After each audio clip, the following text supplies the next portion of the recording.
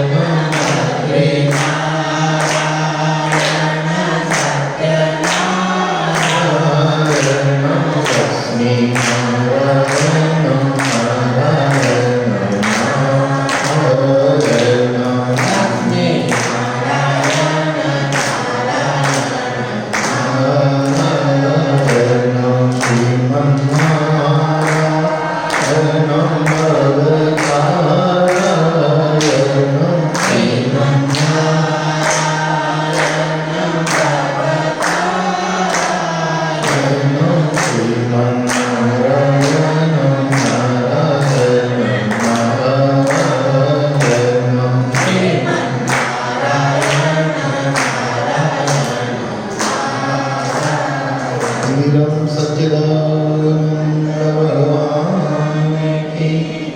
स्वामी जी श्री रामचंद्र जी महाराज की। स्वामी जी श्री तुलसीराम जी महाराज की।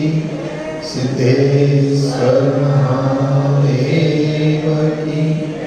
मनसा पूर्ण हनुमान जी महाराज की।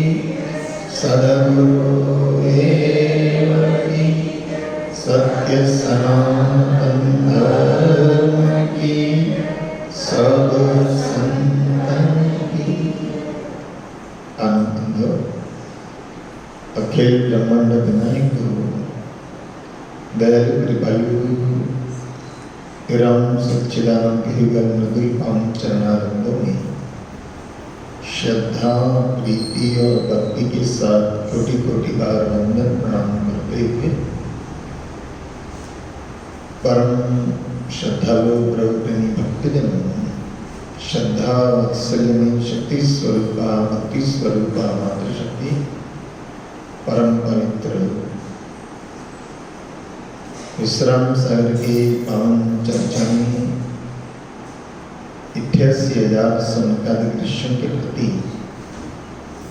तत्ववेता जी महाराज पावन मंगलमय प्रसंग को श्रवण करवा रहे हैं।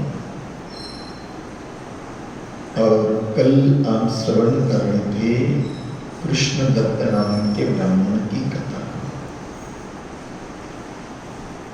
और कृष्ण दत्त ब्राह्मण के पत्नी जो है जिसका नाम है अनुपम सुंदरी,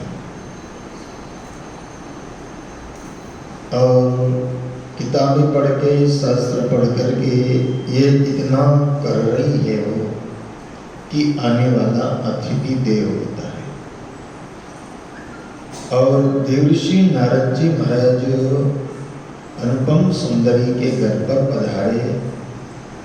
अनुपम सुंदरी ने उनका स्वागत किया, सत्कार किया, आसन दिया, भोजन करवाया, दीप धूप से आरती उतारी। तब नारद जी महाराज बहुत प्रसन्न हुए और देवर्षि नारद ने अनुपम सुंदरी से कहा कि हे सुंदरी, तुम्हारे माता पिता को धन्य है कि जिन्होंने तुझे ऐसे संस्कार प्रदान किए, और तेरे गुरुदेव को धन्य है कि जिन्होंने तुझे संत सेवा की प्रेरणा प्रदान की। संत सेवा करने की प्रेरणा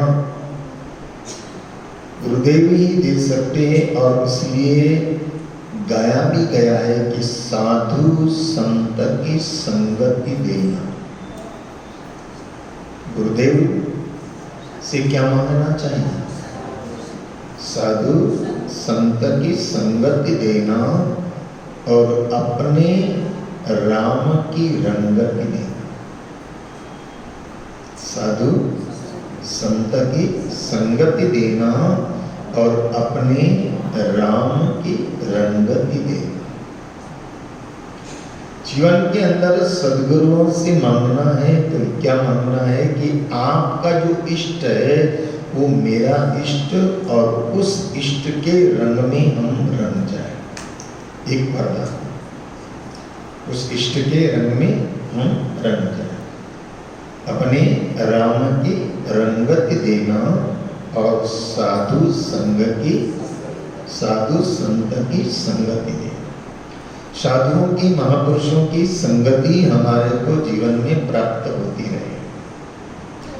और सच्चा गुरु वही है कि जो अपने शिष्यों को सत्संग करने की प्रेरणा प्रदान करे, संत सेवा करने की प्रेरणा प्रदान करे। और गुरु का काम सत्संग में जाने से रोकना नहीं। गुरु का काम ये है कि जहाँ भी तुम्हें सत्य का संग मिले, सत्संग मिले, तुम अवश्य उस सत्संग का आश्रय लेते। और बन सके तो संत महापुरुषों की सेवा करते रहना, क्योंकि सेवा से हमारा तन पवित्र होता है। सेवा से क्या होता है? सेवा से तन पवित्र होता है नाम स्मरण करने से मन पवित्र होता है और सत्कर्म करने से, दान पुण्य करने से हमारा धन पवित्र होता है। जो कुछ भी हमने कमाया है पूरा का पूरा हमारा हिस्सा नहीं है, और इसलिए कहा गया है कि 10वां अंश सत्कर्म में खर्च करते रहना चाहिए। 90-100 रुपए कमाए तो 10 रुपए सत्कर्म में, तो 10वें अंश की हमारे यहाँ ऐसी प्रेरणा रही है। और वो प्रेरणा कहाँ से सीखेगा? जिस दिन गुरु की शरणागति में गया है तो गुरु ये सिखाएगा कि देखो जीवन मिला है, जीवन मिला है। और इसलिए स्वामी रामचरण जी महाराज ने, देखो रामचरण जी महाराज जैसे महापुरुष सदगुरु है, और उन्होंने हमको क्या सिखाया? बोले तनधारी त्रैनाथ की ढील करो मत कोई। जितने भी तनधारी है, जितने भी मनुष्य देहधारी है, उसको 3 बात की कभी भी ढील नहीं करना। पहला क्या है? बोले पहला है राम भजन। आपको मानव तन मिला है तो आप क्या करते रहो? राम भजन करते रहो। राम भजन भजत साधु दर्श, और संत जनों का दर्शन करते रहो। अब रामचंद्र जी महाराज ने स्वयं ने कहा कि साधु दर्शन करते रहो। अगर वो सदगुरु नहीं होते तो ये कहते मेरे दर्शन करते रहो। कहते ये सदगुरु क्या कहता है कि साधु की संगत बड़ भागी पावे। नानक ने कहा है गुरुवाणी के अंदर कि साधु की संगत बड़ भागी पावे, और साध संगत से बेकुंठा जावे। साधु की संगत बड़ भागी पावे और साध की संगत बेकुंठा जावे। तो गुरु का कार्य यह है कि शिष्य को क्या सिखाएं? साधु संतों की सेवा करते रहना। तो देवऋषि नारद ने भी अनुपम सुंदरी से यही कहा कि तेरे गुरु को भी धन्य मानता हूं मैं कि जिन्होंने तुझे संत सेवा की प्रेरणा प्रदान की। तो उस समय अनुपम सुंदरी कहती है कि महाराज आपको मैं बता देना चाहती हूँ कि सुन बोली द्विजनाथ। नारद जी ने कहा तेरे गुरु को धन्य है, तो अनुपम सुंदरी कहती है महाराज मैं आपको निवेदन करना चाहती हूँ कि सुन बोली द्विजनार, और मेरे तो गुरु है। आपने कहा तेरे गुरु को धन्य है, तो महाराज मैंने तो कोई गुरु धारण किया ही नहीं है, और बस मैंने ये जो कुछ भी कर रही हूँ शास्त्र पढ़ लेती हूँ और शास्त्र में लिखा हुआ है तो मैं करती रहती हूँ। लेकिन ध्यान देना, कबीर ने जो कहा है, भले ही आपने शास्त्र पढ़े हो, भले ही आप माला फेरते हो, भले ही आप दान पुण्य करते हो, लेकिन जब तक गुरु की शरण में नहीं गए तो उन सब का किया हुए का फल आपको मिलने वाला। क्योंकि गुरु की शरण से कहा जाता है कि गुरु की शरण जाने का मतलब ही है कि ऐसा तत्व कि जिसके चरणों में जाकर के और हम अपना मस्तक झुकाकर और अपने अहंकार को नष्ट कर सकते हैं, अपने अहंकार को विसर्जन कर सकते हैं। और सबके साथ अहंकार चल सकता है, लेकिन गुरु के समक्ष कभी भी अहंकार नहीं होता। वैसे तो अहंकार नाम ही खराब है, लेकिन गुरु के समक्ष तो बिल्कुल अहंकार होना ही नहीं चाहिए। वहां तो क्या होना चाहिए? समर्पण होना चाहिए। तो यहाँ अनुपम सुंदरी ने कहा कि महाराज मैंने तो शास्त्र पढ़ लिए और उसमें जो सीखा उससे मैं ये कर रही हूँ, मेरा कोई गुरु नहीं है।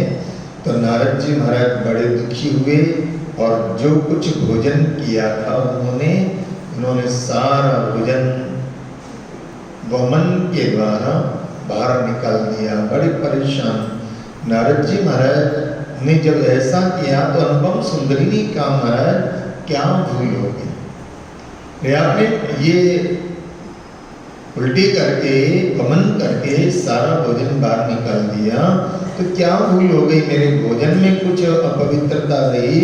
तो देवऋषि नारद कहते हैं कि देखो अब मुझे चांद्रायण व्रत करना पड़ेगा।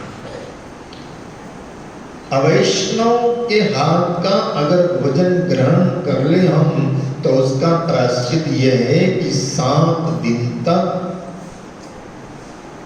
चांद्रायण व्रत करे, यानी 7 दिन तक अन्न ग्रहण न करे। हमारे से भूल हो गई है। हमारी साधना इसलिए कहा है कि कैसे व्यक्ति के हाथ का भोजन कैसा फल प्रदान करता है, इसलिए किसका अन्न कैसा फल प्रदान करता है, इसलिए हमारे यहाँ कहा गया है कि जहां तहां किसी का अन्न भी ग्रहण नहीं करना। क्यों? क्योंकि कहावत है, राजस्थान में प्रसिद्ध कहावत है कि जैसा खाएंगे अन्न तो वैसा होगा, जैसा खाएंगे अन्न तो वैसा होगा हमारा मन, और जैसा पिएंगे पानी तो वैसी बोलेंगे। अन्न का बड़ा प्रभाव होता है। जिसका अन्न खाते हैं या जिसके हाथ का अन्न खाते हैं, इसलिए हमारे वैष्णव परंपरा के अंदर, वैष्णव साधुओं की जो परंपरा है, जिनको आप लोग कहते हैं खाकी महाराज, वैष्णव संतों की जो परंपरा है, उस परंपरा के अंदर ऐसा है कि वो महापुरुष लोग, संत लोग जो है ना, वो स्वपाकी होते हैं।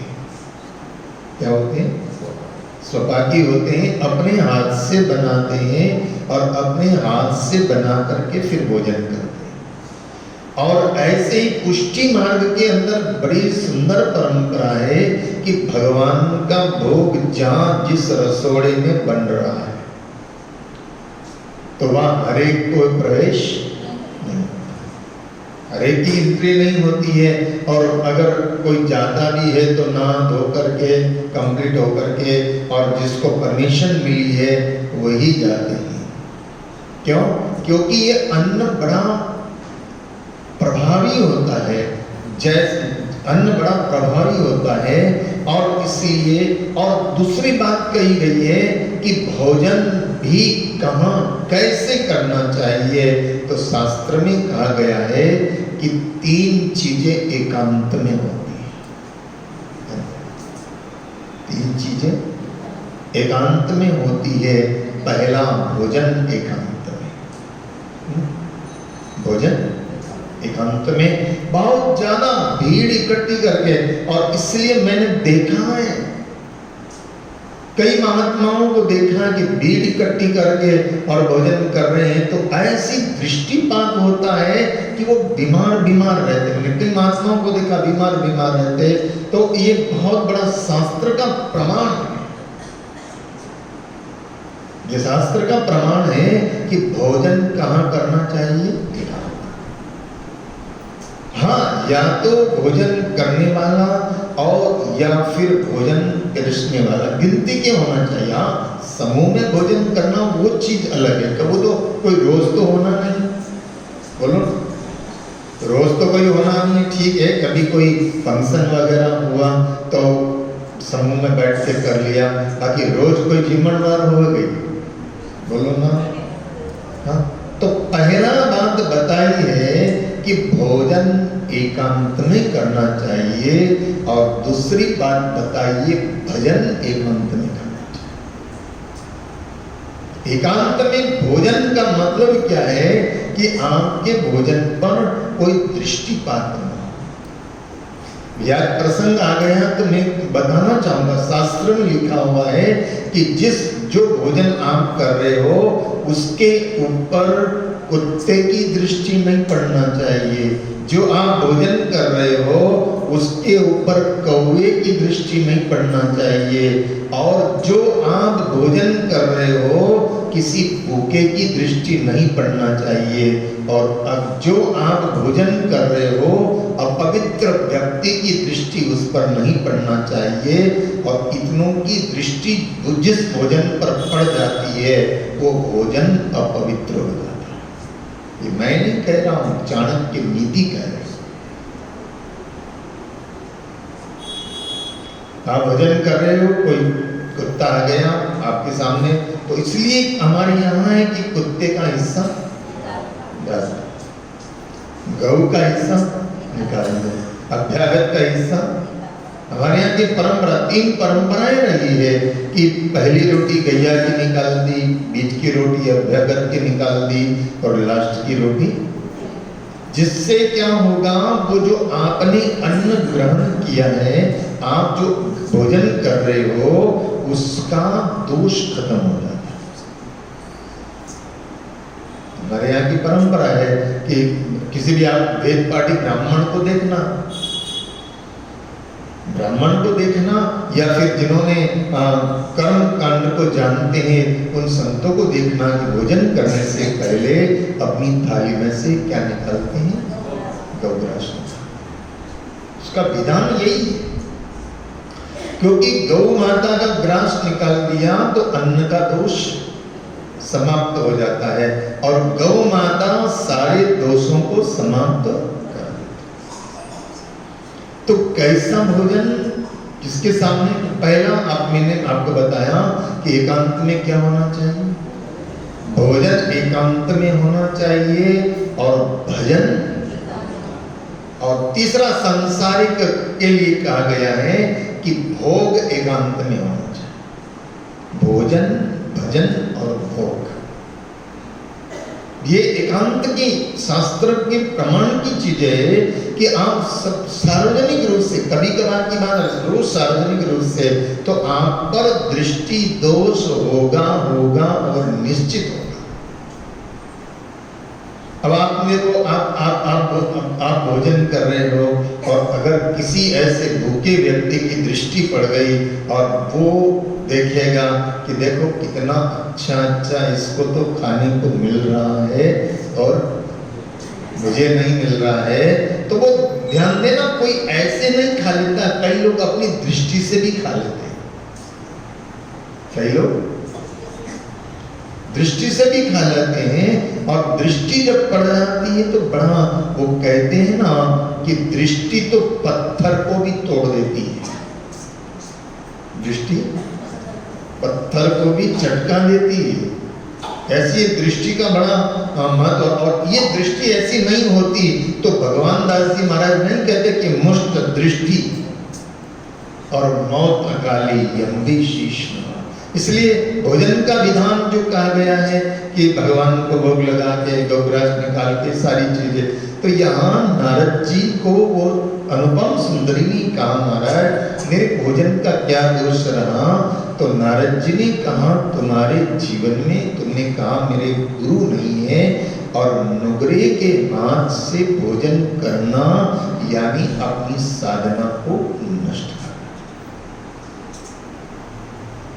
और इसलिए कबीर ने कहा है कि नुगरा नर कोई मती मिलो रे,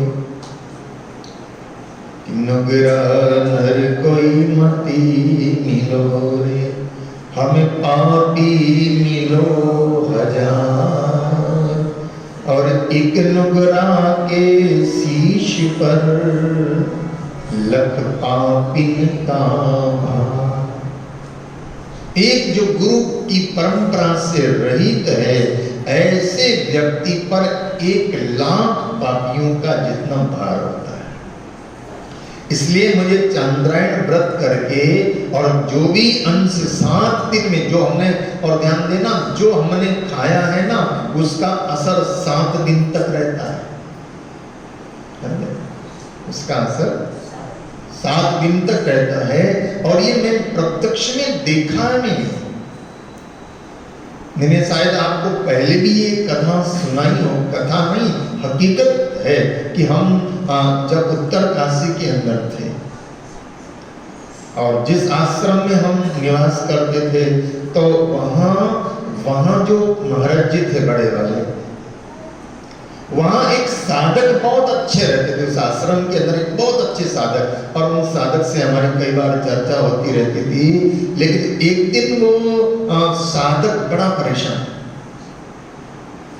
बड़ा परेशान हो रहा, बड़ा परेशान, बेचैन। तो हमने पूछा कि हुआ क्या? बोले हुआ क्या, मैं बड़ा परेशान हूँ।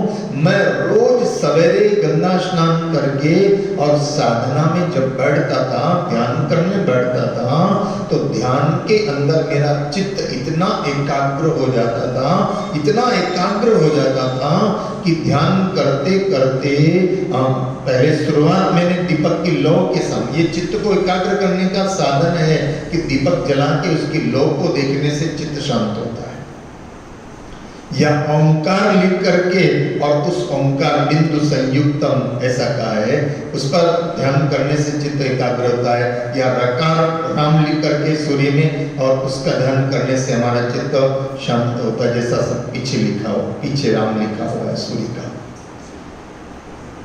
चित्त को एकाग्र करने के साधन बताए गए। या फिर अपनी नासिका, जो अपनी नासिका है ना, इसकी नाक की अणी, इस पर चित्त को ध्यान लगाना। रामचंद्र जी महाराज ने कहा नासा निरत ध्यान धर लिया, पद्मासन निश्चल मन किया, नासा निरत ध्यान धर लिया, श्वास उश्वास द्रवण लगाई और आर्त करके ब्रह जगाई। तो वो साधक, वो महात्मा जो रहते थे, वो कहने लगे मैं बड़ा बेचैन हूँ कि मैं ध्यान करने जब बैठता था तो शुरुआत में मैंने दीपक की लौ पे ध्यान किया, और वो दीपक की लौ का ध्यान करते करते मेरा चित्त एकाग्र होने लगा, और चित्त एकाग्र होते होते मुझे ध्यान के अंदर जो है दीपक की वो ज्योति दिखाई देने लगी। ये सब साधना का मौका लगे बताएंगे आपको। ये साधना के अलग अलग स्टेप है। वो दीपक की ज्योति, बिना दीपक के मुझे वो ज्योति दिखाई देने लगी, जिसके लिए रामचंद्र जी महाराज के दादा गुरु ने लिखा है बिना ज्योति होई उजियारा, बिना ज्योति होई उजियारा। वो साधना की कक्षा है कि आप अंधेरे में भी बैठे हो और आप ध्यानस्थ हो जाओगे तो आपको क्या दिखेगा? प्रकाश दिखेगा, जिसके लिए रामचंद्र जी महाराज ने कहा निश्चय होए प्रकाश। लेकिन वो बड़ा परेशान, बोले वो दीपक की ज्योति मेरे को ध्यान में दिखती थी और मेरा चित्त इतना एकाग्र हो जाता था, और ओंकार की ध्वनि जब मैं करता था तो मेरे को तरंगों का अनुभव होता था। लेकिन अब परेशानी ये आ रही है कि दीपक की ज्योति तो मुझे दिखाई देती है, लेकिन उस ज्योति के अंदर मुझे एक दुखी कन्या दिखाई देती है। क्या बोला उसने? दीपक की ज्योति में मुझे कोई दुखी कन्या दिखाई देती है, कोई कन्या रो रही ऐसी दिखाई देती है। मैं बड़ा परेशान हूं। अब मैंने कहा भी अब ये बात तो समाधान तो तुम बड़े महाराज जी से करो। तो उस आश्रम के जो बड़े महाराज जी थे, स्वामी गिरिजानंद जी महाराज, तो उनके पास में गए। तो गिरिजानंद जी महाराज भी बड़े अच्छे पहुंचे वे संत महापुरुष। तो उनसे जाकर के कहा, तो उनसे पूछा गया। अब पूछा गया तो उन्होंने कहा रे साधक, तुम तो यहाँ रहते हो, लेकिन कभी तुम कोई गंगा स्नान करने गए हो और कभी कोई सुंदर स्त्री को तुमने देख लिया हो, और या तुम्हारे मन में कुछ विकारात्मक भाव आ गए हो, ऐसा तो नहीं है? उसने कहा ऐसा भी नहीं हुआ। तो बोले कहीं ऐसा तो नहीं कि तुमने कोई ऐसे शास्त्र पढ़ लिए हो? शास्त्र में भी कोई सुंदरताओं का वर्णन आता है, वो भी अचेतन में हमारे खोपड़ी में रह जाती है, इस कारण से ऐसा होता। उसने कहा ऐसा भी मैंने कुछ नहीं पढ़ा। तो बोले फिर बताओ कि तुम कल कहीं गए तो थे? स्वामी जी ने पूछा कि तुम कल कहीं गए तो थे? बोले हाँ गया था। बोले कहाँ गए थे? बोले एक जगह भंडारा था, तो भंडारे में भोजन करने गया था। ध्यान देना, देखो भोजन कैसा असर करता है वो मैं आपको बता रहा हूँ कि मैं भंडारा में भोजन करने गया था। तो स्वामी जी ने तुरंत फिर जिस जगह पर भंडारा था वहाँ के जो अधिकारी महात्मा थे उनसे फोन लगा करके पूछा कि कल जो भंडारा था वो किस उपलक्ष्य में था। समझना जरा कितना विशेष अन्न कैसे प्रभाव करता है तो बोले भंडारा जो था किस उपलक्ष्य में था?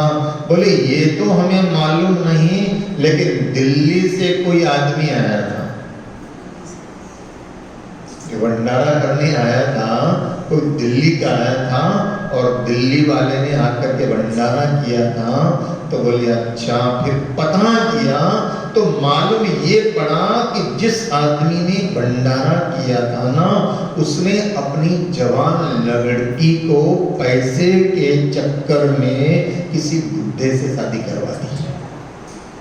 देखिए, जो दिल्ली का व्यक्ति था ना, उसने अपनी जवान लड़की का विवाह किसी से पैसे लेकर के,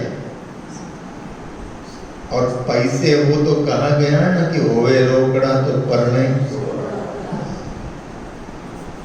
और रोकड़ा नहीं होवे तो बेचारा सुंदर जवान भी कंवारा बैठा रह जाता है, और रुपया पैसा हो तो बुढ़े को भी कोई अच्छी पात्र मिल जाती है।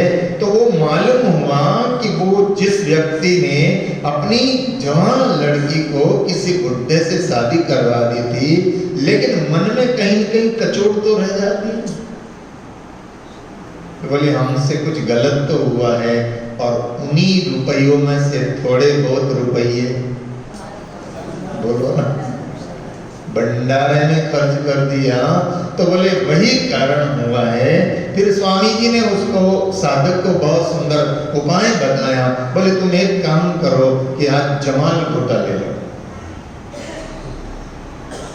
ये प्रत्यक्ष बात बता रहा हूं। स्वामी जी ने उसको कहा कि तुम जमाल घोटा ले लो और बिल्कुल तुम्हारा पेट खाली हो जाएगा। ये प्रॉब्लम तुमको 3 दिन तो रहेगी, क्योंकि कितना ही कुछ पेट साफ भी हो जाए ना, लेकिन कहीं न कहीं ब्लड में असर चला जाता है। तो बोले ये 3 दिन तुम्हारे ध्यान में प्रॉब्लम रहेगी, 3 दिन के बाद में ये प्रॉब्लम तुमको नहीं आएगी। और हकीकत बता रहा हूँ कि 3 दिन के बाद में वो साधक बोला, जैसा मैं पहले साधना करता था ऐसी वैसी मेरी स्थिति हो गई। तो ऐसा ये अन्न का प्रभाव होता है। दूसरी बात, ये जो बनाने वाला होता है, बनाने वाला व्यक्ति कैसी भावना रख करके, कैसे विचार रख करके, कैसा चिंतन करता हुआ बनाता है, उसका भी असर होता है। इसलिए परम पूज्य डोंगरे जी महाराज बड़े अद्भुत महापुरुष हो गए, और सौभाग्य है कि वो बड़ौदा में थे। डोंगरे जी महाराज अपनी भागवत कथा में कहा करते थे कि मेरी माता बहनों से मेरा खास आग्रह है कि जब भोजन बनाए तो क्या करें। ये बाबा का शब्द थे, मैंने सुना। कई बार डोंगरे जी महाराज को सुनने का अवसर मिला। लास्ट कथा उनकी मैंने एक दिन सुनी थी, और विट्ठल मंदिर में। जिन लोगों को ध्यान में, डोंगरे बाबा की लास्ट कथा जो है ना, वो कहाँ हुई थी? विट्ठल मंदिर में हुई थी। जब वो बीमारी से ग्रसित थे, उन्होंने कहा बस मैंने शुरुआत बोले विट्ठल नाथ से करी, और आखिरी कथा भी मैं, ध्यान है आप लोगों को, डोंगरे बाबा की आखिरी कथा, और वो कथा विट्ठल मंदिर में थी। अब लोग कहे आयोजक, तो उसकी पब्लिक जो है ठेठ बैंक वाली गली में भी पूरी पब्लिक इकट्ठी थी, बात टीवी लगे हुए थे, मुझे याद है अच्छी तरह से। तो बाबा अपनी कथा में अक्सर कहा करते थे कि माता बहनें जब भोजन बनाए ना, तो भोजन बनाते समय क्या करें। उनके शब्द हैं बाबा के, डोंगरे बाबा के शब्द है कि भोजन बनाते समय बहनें क्या करें।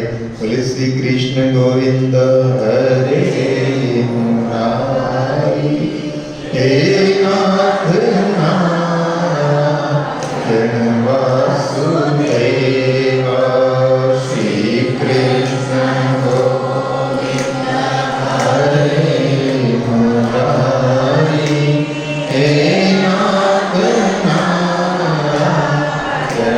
वासुदेव, गोविंद बोलो हरि गोपाल बोलो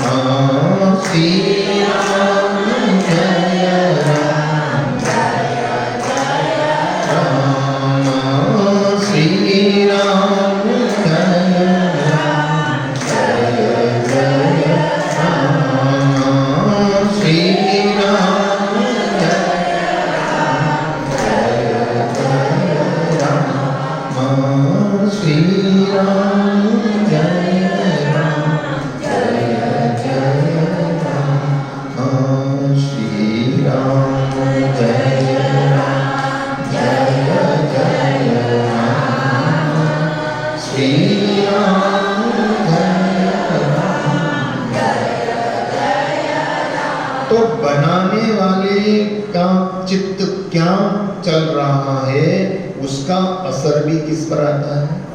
खाने। अन्न कैसा है उसका असर आता है, बनाने वाले का असर आता है, आप दीक्षाहीन दीक्षा विहीन वाले का असर आता है। तो सारी बातें यहाँ देव ऋषि नारद ने अनुपम सुंदरी से कही कि भले ही तूने कुछ किया लेकिन तेरे जीवन में गुरु नहीं है और इस कारण से मेरी साधना नष्ट न हो जाए, इसलिए मैंने ये वमन करके और तेरे भोजन को मैंने बाहर और भोजन को बाहर निकालने से फिर भी असर तो रहेगा। मैंने आपसे कहा ना उस साधक का 3 दिन तक वही स्थिति रही और 3 दिन बाद में फिर बिल्कुल नॉर्मल स्थिति हो गई। और ये उपवास क्यों है? हमारे यहाँ जो उपवास की परंपरा है ना, एकादशी के दिन उपवास करते हैं कि भाई जो 15 दिनों के अंदर कुछ अन्न दोष आया हो तो उस दोष का समाप्त हो जाने के लिए उपवास की परंपरा। उपवास का मतलब ही क्या? उपवास, उसके पास वास, उसका नाम क्या है? किसके पास वास? अब यहाँ तो उपवास ही कैसे हो गया? बोले आज मेरे एकादशी 400 ग्राम सुबह दूध पी लिया, फिर 11 बजे 11 केले खा लिए और 2:30 बजे कढ़ाई, बोलो ना, 2:30 बजे कढ़ाई चढ़ गई, फिर वो सब बना लिया। बोले पूड़ी खानी है तो वो पूड़ी, नहीं तो चलो राजगरा की पूड़ी। खीर खानी है तो वो खीर, नहीं तो साबूदाना की खीर। खिचड़ी खानी है तो सावा की खिचड़ी, बोलो ना। भात खाना है तो मोरिया का भात। इससे तो अच्छा था जो बनाते वही ठीक है ना, बोलो ना। फिर अन्न ने क्या लेना चाहिए, ध्यान देना कहाँ है कि अगर नहीं रहा जाता तो लेना चाहिए, लेकिन सूक्ष्म लेना चाहिए। व्रत का मतलब यही होता है कि सूक्ष्म लेकर के और अधिक से अधिक भगवत नाम का आश्रय करे। तो अनुपम सुंदरी ने कहा महाराज कि मेरे से ये दोष तो हो गया, आपने ये वमन भी कर दिया, लेकिन महाराज मैं नुगरी रहूंगी क्या? महाराज कृपा करो। और अब आज मेरे को जो है आप सुगरी कर डालो। तो नारद जी ने कहा जाओ जा करके तैयारी करो। उसने कहा महाराज तैयारी क्या करनी, और तैयारी करने गई कहीं प्राण निकल गए। देखिए तत्परता देखिए। और अब तो सुंदरी ने कहा महाराज अब मैं आपको छोड़ने वाली हूँ। अनुपम सुंदरी के शब्द है, भजन के माध्यम से जरा समझने का प्रयास करें कि दिल में न जाने सतगुरु क्या रंग भर दिया है। दिल में न जाने सतगुरु क्या रंग भर दिया है। दिल में न जाने सतगुरु क्या रंग भर दिया है। दिल में न जाने सतगुरु क्या रंग भर दिया है। छोड़ेंगे न अब दर तेरा इकरार कर लिया है। छोड़ेंगे ना अब दर तेरा इकरार कर लिया है। दिल में न जाने सतगुरु क्या रंग भर दिया है। दिल में न जाने सतगुरु क्या रंग भर दिया है। जिस दिन से पी लिया है तेरे नाम का ये प्यार, जिस दिन से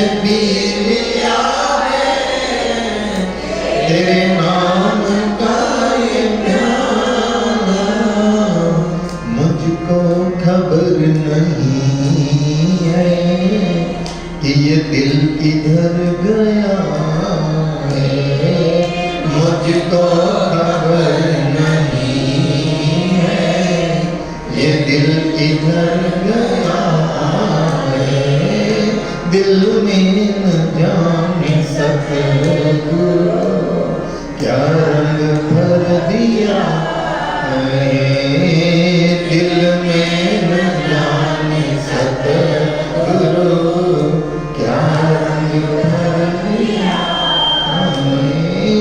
तूने हाथ जिसका थामा बंदा बना प्रभु का,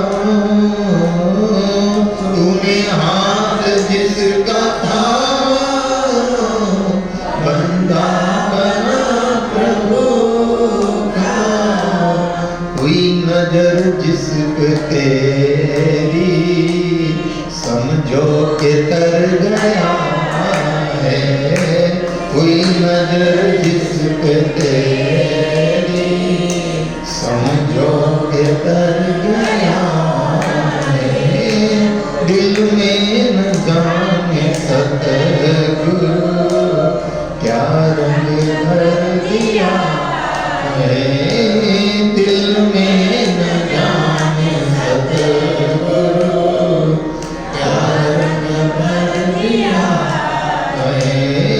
छोड़ेंगे ना अब दर तेरा इकरार कर लिया है, छोड़ेंगे ना अब दर तेरा इकरार कर लिया है।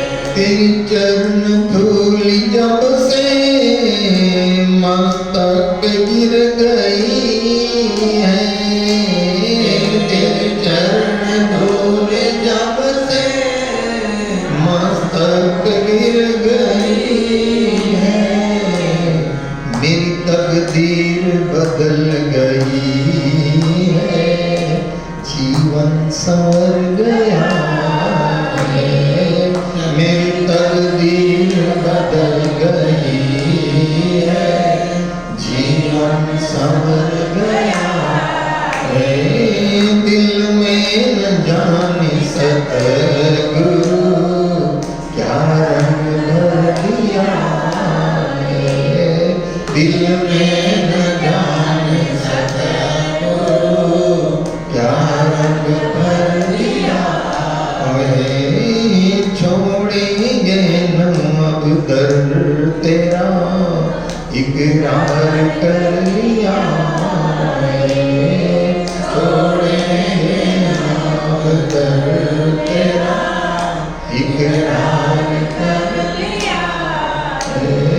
महफिल वही है जिसमें चर्चा रहे तुम्हारी, महफिल वही है जिसमें चर्चा रहे तुम्हारी, अपना वही है जिसने जिक्र तेरा ही किया है, अपना वही है जिसने जिक्र तेरा ही किया है, दिल में न जाने सतगुरु क्या रंग भर दिया है, दिल में न जाने सतगुरु क्या रंग भर दिया है।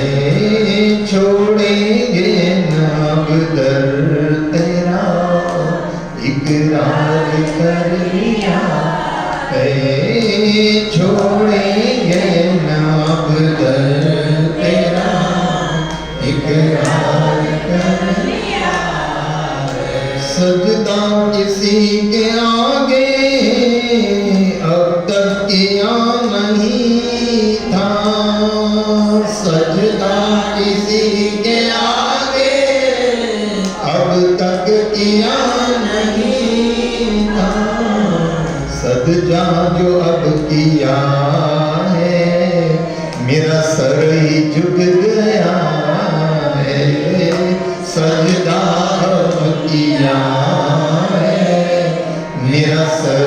झुक गया है, दिल में न जाने सतगुरु क्या रंग भर दिया है, दिल में न जाने सतगुरु क्या रंग भर दिया है। छोड़ेंगे न अब दर तेरा, इकरार कर लिया है, छोड़ेंगे न अब दर तेरा, इकरार कर लिया है, दिल में न जाने सतगुरु क्या रंग भर दिया है, दिल में न जाने सतगुरु क्या रंग भर दिया है।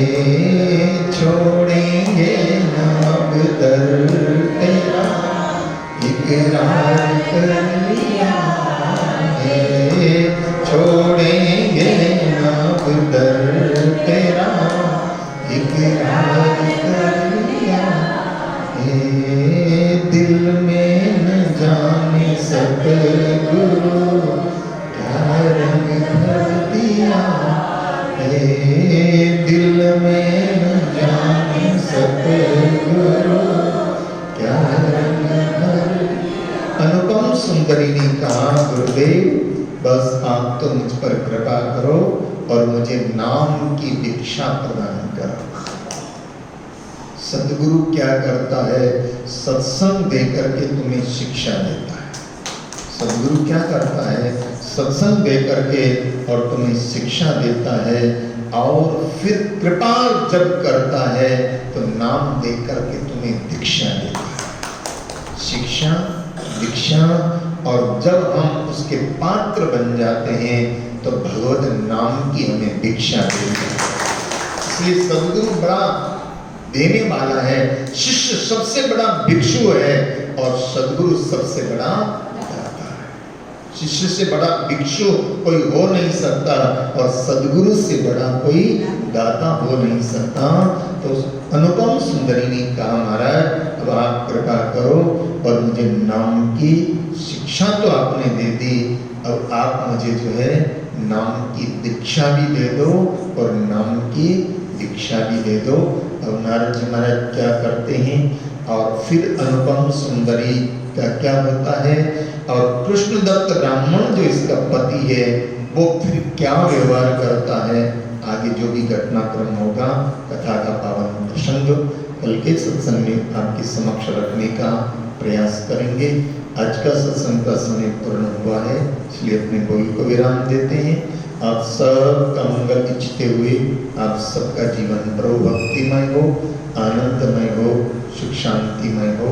आज हरियाली अमावस्या है, आज है ना, आज की अमावस्या जो है इसका नाम क्या है, हरियाली। और हर व्यक्ति चाहता है कि हरियाली बनी रहे। तो हकीकत में दूसरी हरियाली तो सिर्फ सावन भादवे में रहती है, लेकिन भक्ति की हरियाली हमेशा बनी रहनी चाहिए। हमारी जिंदगी में कौन सी अमावस्या, भक्ति की हरियाली हो जाए तो सार्थक है।